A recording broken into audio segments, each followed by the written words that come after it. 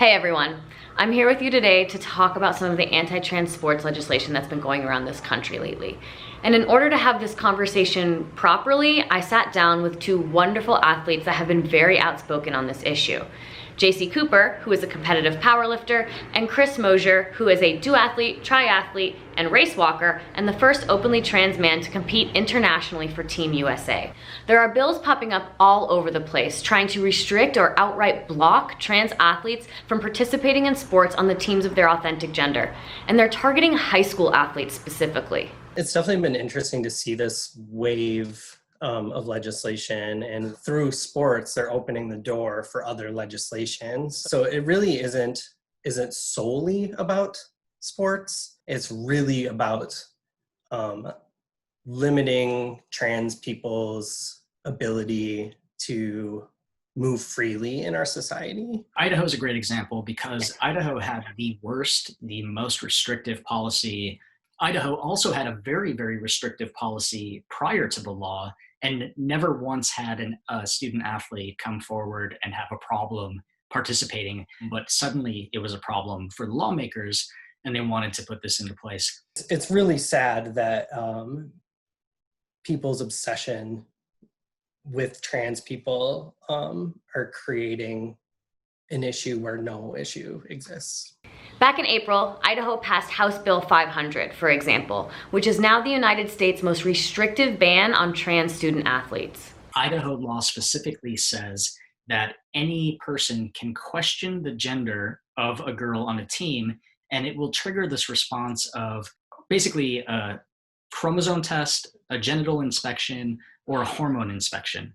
And so when I was a young athlete playing girls' sports, I was a very good female athlete. And even though I didn't know that I was trans at the time, some of the comments that I would get from other players was, is that a guy or a girl? Or that's a man. And so my butt length ponytail made no difference, the same uniform as my peers. It didn't matter. It was my athletic performance. And I've seen that happen with so many good young female athletes. And we see it happen with professional athletes as well. How many comments has Serena Williams endured? Any young person or an opposing player or an opposing parent who's just a bad sport could say, I don't think that's a girl. And that would trigger this potentially genital inspection of any young girl. I never had to pull down my pants to play high school girls sports. And no young person should have to endure that. Trans athletes have actually been able to compete in the Olympics since 2004. And while it used to be fairly restrictive, in 2015, when Chris made Team USA, he challenged and successfully changed those old rules. But a lot of state laws or sports national governing bodies are actually stricter than the IOC policy. So even if an athlete qualifies to compete at the highest level of their sport, sometimes they're getting blocked somewhere else along the way. And so USA Gymnastics, USA Boxing still both require athletes to have surgery in order to compete. And if you think specifically just, the problematic part of this, think about gymnastics, who those athletes are typically. We're talking about very, very young people and asking them to have a surgery that they may not want to have. And there are some states that have policies right now that do require surgery for student athletes in the high school in order to participate with their peers. It's incredibly violating. And I've said this on multiple occasions, it is a massive human rights issue. The fact that kids are being asked or required to go through major invasive surgeries, and surgeries that they may not even want, just to play sports is infuriating to me. These are children. What happened to just letting our kids be kids? We are placing these huge burdens on them when all they want to do is be who they are and play sports. It's really a violation of the human experience, really. And that's why I talk about it so much. Even the International Olympic Committee has recognized this and put it in their fundamental principles. Sport is a human right. And I think the more that we talk about it and frame it like that, the more people realize how impactful sport has been in their lives. Think about what the impact would be if you took that away from someone. Even though I wasn't out as a trans man in high school, participating in sports as a young person was where I found my family, my friends, my community. It was where I had the greatest sense of myself. It was where I felt most accepted by my peers. And it was, a place where I learned a lot of lessons about leadership and communication and working with people who are different than you, goal setting. Trans people are not special in the fact that they want to have that experience. And particularly now in a time where we say, more and more young people are unhealthy. They're not fit. Gym classes are being taken away from schools. And this is a chance for them to move their body, to feel connected to themselves. So, there's that piece of it. If you deny a trans person that opportunity, you are separating them from social opportunities, all of the physical and mental benefits of participating in sport. You'll see that, trans kids will try to play through high school, and the reception that they've gotten about competing forces them out of sports. And so it would be so much better for their mental health, their physical well-being, and just generally the health of society if we were to support and encourage these kids to participate in ways that are validating. But also the damaging part about these bills, whether they're turned into law or they're struck down, is hearing lawmakers and adults talk about and debate your identity. So we have trans and non-binary kids who are listening to adults say that they are not real. And that is incredibly damaging. And that damage cannot be undone, even if the law doesn't go into place. It's just like a denial of reality. We obviously exist. I'm here. I'm speaking with you. This is easy, And what JayCee said, I fully believe. Sport is a human right. It is an integral part of so many people's lives, and trans youth should not be forced to give up that valuable experience. I am an athlete at my core. I do not know who or where I would be without sports, and I cannot imagine somebody taking that away from me. And one of the biggest shames in all this is that these laws that are trying to strip that right to sport away are all based on misinformation, cherry-picked science, and unfounded fears, and all based on the guise of protecting women and women's sports. It's an incredibly divisive topic, right? And most people that you talk to have an opinion one way or the other, even if they've never met a trans person in real life, they have a strong opinion. Please tell me how much you enjoy and want to save women's sports. Tell me about all of the women's soccer games and basketball games that you stream online. Tell me who your favorite player is and what jersey you have, right? When was the last time you bought tickets to a game? People are not actually that invested in women's sports, but this is a topic where they can choose a side. And what's happening now is there is actually a lobbying group of folks who were trying to make this, a national thing. And so that's why we've seen a couple of these high school bills pop up in the past, but this year we had almost half of the states in the United States had one on the table at some point in the last legislative session. But the fact of the matter is, trans people are not dominating in sport. First off, there are no cis men out there opting into a life of oppression just for a few minutes of glory on the field.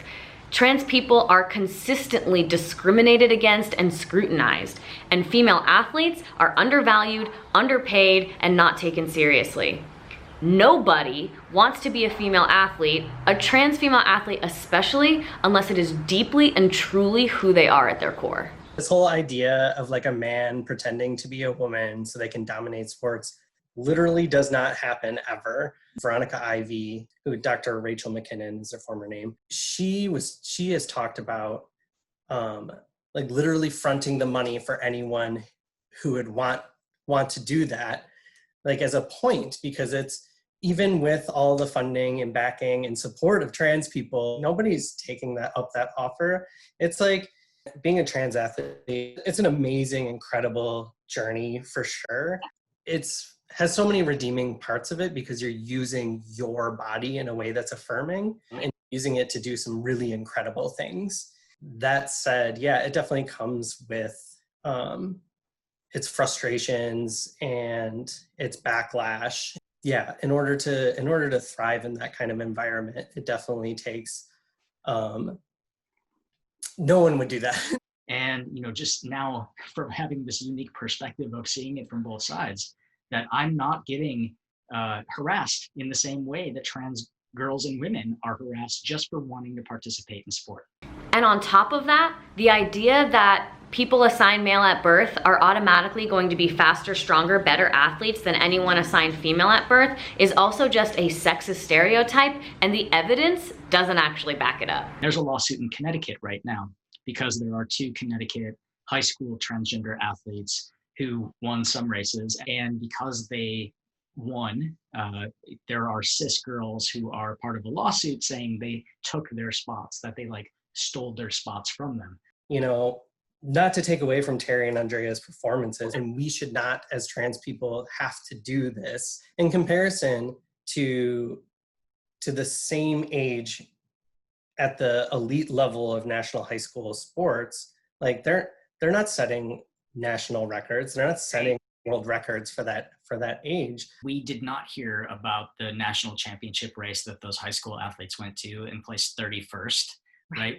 We did not hear about the races where they came in second to the person who's actually suing them. So, you know, there are all of these cases where it is, they are picking and choosing. Like myself being in powerlifting, you know, I'm a 4-time state record holder, and that sounds like this huge big deal. And it's like, wow, she must have like a huge advantage. But I literally competed against one person, and the federation that I did it in is relatively small in the state of Minnesota because it's such a huge USA powerlifting state, which I'm not even close to the records for. And it's like, I'm no less proud of the accomplishments, but we need to be seeing the full picture. There has been no trans woman who has made the Olympics. There has been no, even though we've been able to for like 15 odd years, been no open national champions at an elite level. There's been no open world records at an elite level. And yet people are still trying to find ways to exclude us from being able to participate. Like even participate. You know, what we're doing is we're battling a lot of stereotypes. Yeah. And, you know, in interviews, people are like, well, what if you have a 6'7" linebacker who wants to transition and play college volleyball? And I'm like, well, I mean, what if? We could come up with situations like that, but it hasn't happened. And we've had the opportunity to participate in sports for a very long time. Right. And we're losing, when we do that, we lose the fact that trans people are people. People are taking away our humanity by making us into these big monsters that are going to dominate sports. But trans athletes, and trans women especially, should not have to flaunt their losses just for you to be okay with their participation in sport. The thing is, like, I've been an advocate for inclusion in sport and participating in sport for a very long time, but participation is not enough. Like, you can't just let us participate as long as we don't win. Because just like any cis athlete, there are going to be times when we do well, and there's going to be times when we don't do as well. Of course. And that is not necessarily related to us being trans. There are people who really think that in order for trans people to be able to compete in their gender, that they have to place last. And, you know, especially for trans women and girls, I think there's so much also of the mental piece of just the challenges that they face coming into sport. I mean, when I tell you, like, the discrimination, right, of just the horrible, horrible things that people say online, the way that they are harassed in person at races and events, in the media afterwards, misgendered, dead named, you know, on and on and on. I mean, that is a tough thing to be up against, on top of having to do all of your training and, you know, to get to the starting line. So there are a lot of factors there that people just don't think about. Even if a trans person were to win a world record, the fact that they were able to overcome all of the obstacles the entire way to make it there, and all the work that they put into it, that should be celebrated. Winning takes hard work. Period. There is no genetic makeup that is going to magically make you this dominant, high-level competitive athlete. If someone is willing and able to put in that kind of hard work, they deserve to win. And like Chris said, sometimes we do well and sometimes we don't. And that goes for everybody. We are going to lose eventually, and it shouldn't really matter who we lose to. Having tough competitors that are passionate and dedicated to their sport is only going to make us better athletes. We already have seen over the last decade, I'd say, the youth participation statistics declining for all people in sports. So all young people are playing sports less than they were when I was a kid.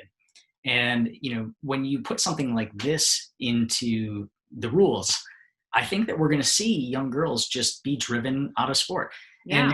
And I think that's the other piece, is that a law like this is not just damaging to transgender girls, it's damaging to cisgender girls as well. Mm-hmm. I think it's denying them the opportunity to participate on teams with athletes who are not like them. I think diversity is what makes our team strong. That there's a real opportunity for them to connect to someone in the trans community. And there's a real opportunity for that person, that trans young person, to connect to, and feel like they belong. And we're really denying both groups of people those opportunities that youth sports provides. At the end of the day, these laws are going to hurt all of us. I think a lot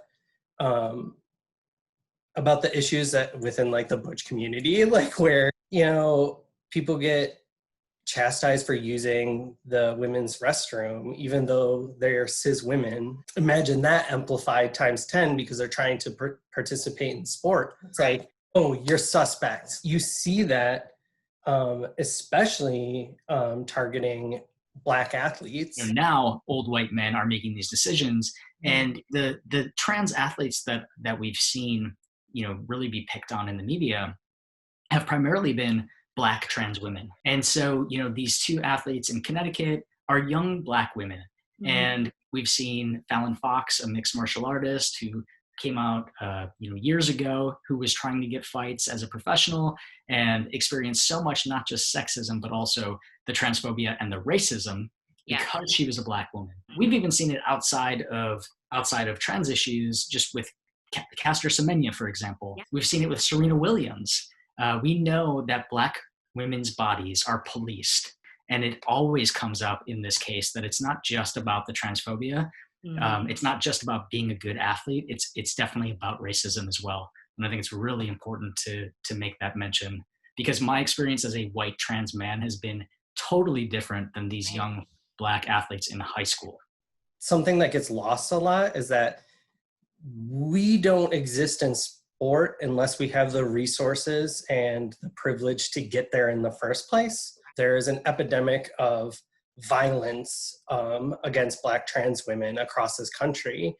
And I want to see a day where, Black trans women, Black non-binary folks, people of all aspects of life, Indigenous folks that are trans, two-spirit, I want to see a day where they get to participate too. We all need to realize that we're part of that problem and realize how deeply this impacts not just trans folks, but everyone. We cannot let ignorance and misinformation continue to do this kind of harm. These laws are going to negatively impact so many different communities. This isn't just about letting trans kids play sports in a way that validates them, though that should be enough to get you to want to speak up. This does not end with sports. This is, yet again, society and our government telling you what it means to be a woman and what your body should be capable of. So what can we do to help? To look at your own environment and see where your own environment is at. So like if you're participating in a sport, ask your coach, ask your league, ask your federation, ask your organization, do you include trans athletes? Do you include athletes? Like, what's your policy?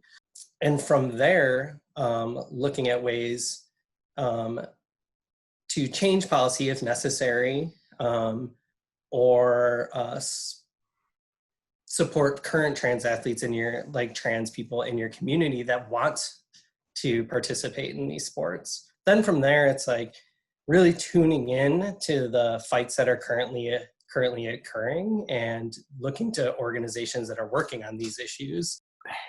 We need to make sure that we are attentive to this, and it's really challenging when there are so many issues to have on our radar right now. But making sure that folks are talking about it, and then just saying, like, we don't want to live in a world where young girls are policed and in their gender expression, in their ability to be good athletes. Right. And, we have an opportunity now to say, like, these organizations in these states need to step up. And it's important that lawmakers know that this is not the will of the people. Trans people are, we're resilient people, like in general. So I really think that we're going to come out of this